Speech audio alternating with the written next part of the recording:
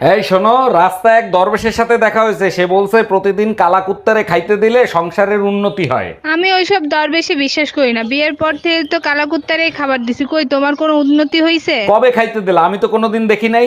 আয়নায় তাকায় দেখো।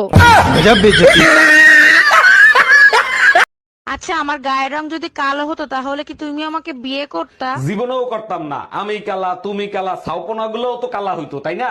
আর যদি আমার বাবা যৌতুকে প্রাইভেট কার দিত তাহলে? তাও করতাম না। তোমার বাপের প্রাইভেটের চক্করে আমার জামাইরে হেলিকপ্টার দেয়া লাগতো।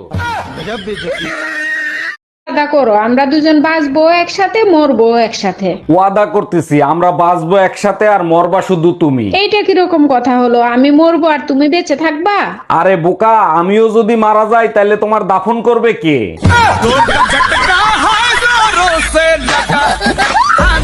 বিয়ে করার আগে তুমি কখনো বিয়ে করার স্বপ্ন দেখছিলা? অবশ্যই দেখছি, তাও আবার ভোর রাতের স্বপ্ন। তার জন্য তো তোমার মতো বউ পাইছি। বলো কি, তাই নাকি? তা কি স্বপ্ন দেখছিলা? রাসেল ভাইপার গলায় পেঁচায় আর সবল মারতিছে। জানো, আজকে তোমার আর আমার ব্লাড রিপোর্ট আনতে গেছিলাম। আরে তাই নাকি? তার রিপোর্ট দেখে ডাক্তার কি বললো? ডাক্তার বললো তোমার আর আমার ব্লাড গ্রুপ এক। কেন হবে না? আজ 10 বছর ধরে তো আমার রক্তই খাচ্ছ। এই কি বললা? আমি তোমার রক্ত খাই?